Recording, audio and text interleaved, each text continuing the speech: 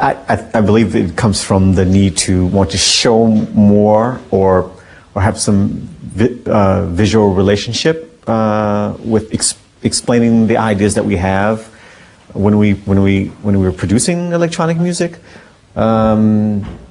Most of the music that I create is based on some future idea or something of the future. And when I sit down to make music, I'm trying to somehow kind of capture that feeling. So it's not exactly future music, but it's something that's attempting to do so.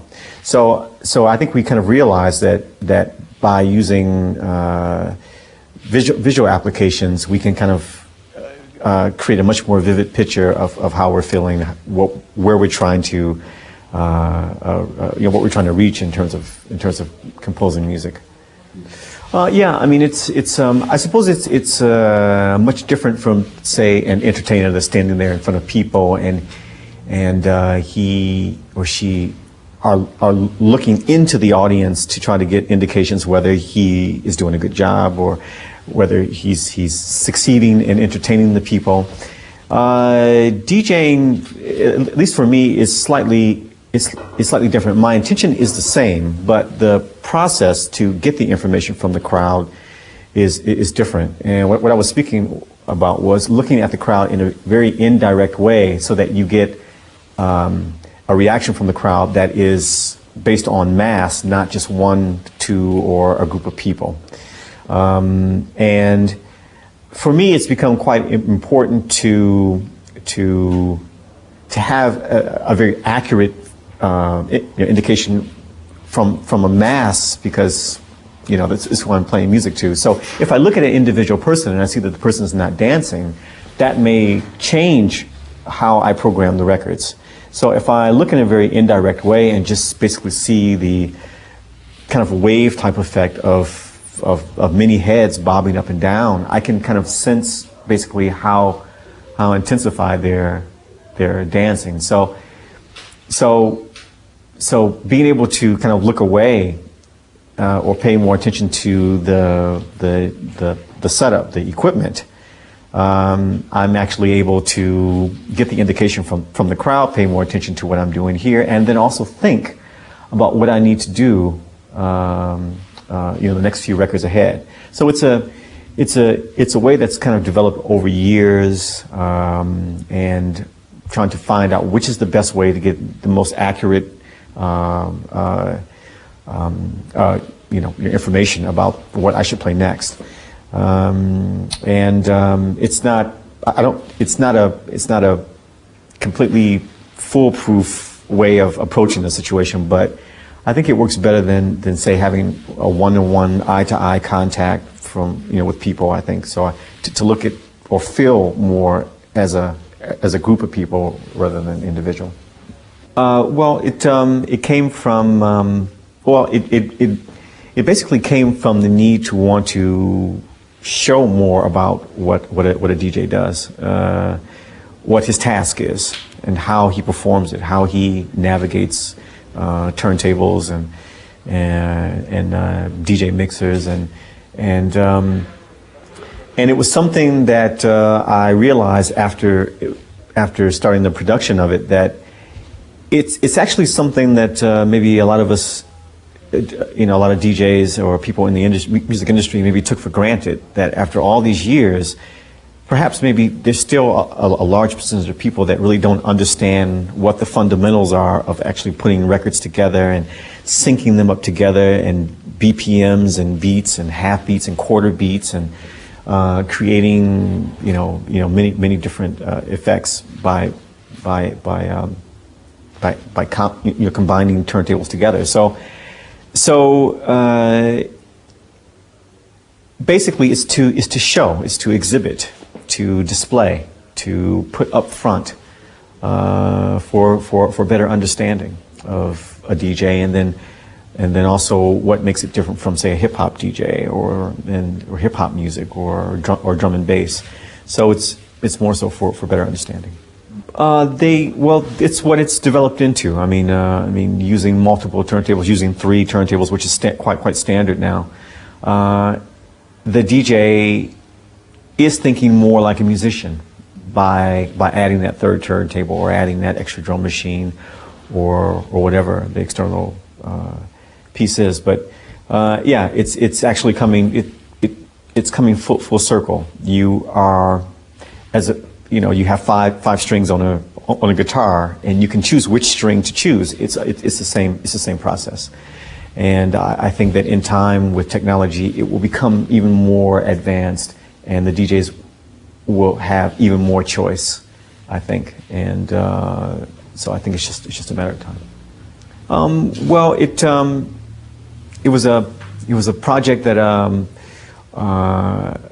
I used to discuss, or the idea of a project I used to discuss with many other electronic music musicians many years ago, and we basically would just ask the question and discuss why we seldomly hear electronic music, the music that we know, that we grew up with, in cinema. Sometimes movies are released and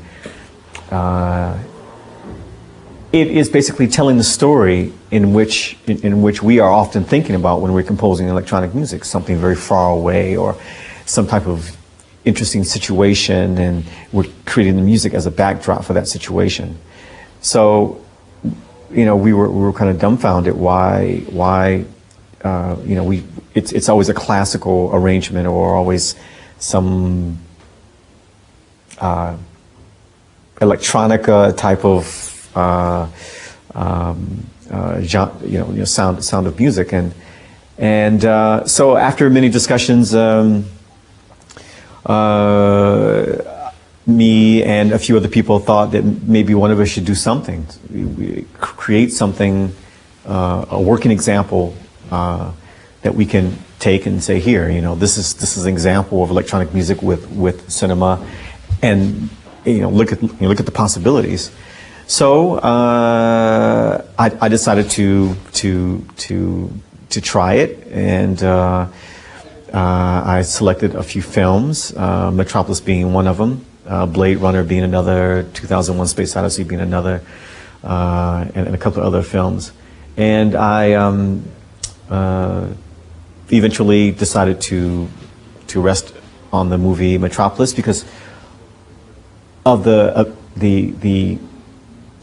convenience of being able to take away a vocalist soundtrack from a movie and replace it with something completely different.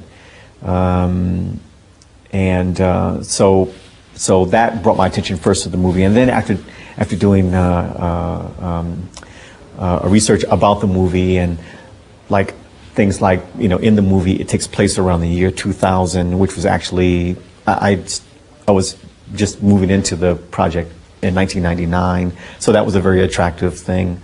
The fact that the movie was so long and it had so many different social and political messages in it, I thought was maybe something that maybe we should maybe is more important than, say, a science fiction thriller, and many other reasons, I thought. So I chose that film and began to compose soundtrack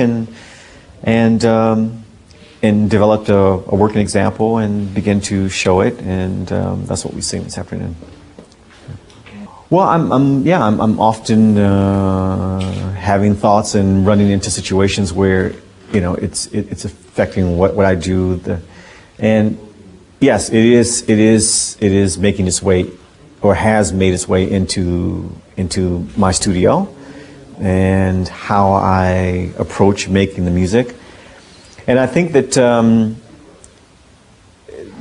maybe different from, say, what musicians were doing in the 60s, where they were making music specifically to address certain situations, or maybe taking a step back and trying to kind of analyze basically the decade through certain feelings, certain messages in their music. I think maybe what's happening, at least to me, is that I'm trying to use the music to be able to create some type of platform for people to be able to kind of escape from a certain situation. That I find myself now composing music, and I'm trying to go further and further and further away from this place. and trying to imagine that, like myself, I'm faced with having to think about so many different things like war and and AIDS and all types of many different things, that the idea of escaping, the idea of being able to remove myself from this time or this place becomes much more attractive. And I think I kind of calculated that perhaps it will become something more of interest for all of us as time goes on. No matter what the crisis is, or no matter what the situation is, we'll always want to leave somehow. So I can tell that I'm composing music now in that type of way. Well, I mean, it's all. I mean, basically, almost everything that I do is based on a what if scenario, I mean, I use it as the common denominator between basically almost everything I do. A hypothetical situation. So the DVD, the reference to that is that, say, if in the event that I am not here, what if I am gone? What piece of information is left? From my long career. And there is this piece, or integrating certain movies into the DJ set. I'm creating the what if scenario and what that scenario might sound like, or what it might feel like. So it comes from something from my past, growing up, reading comic books, watching movies, looking at situations that are not real or in front of me, but if given a certain situation, how would I react to it? So I think that's probably the common denominator and the result of the many things that I've done.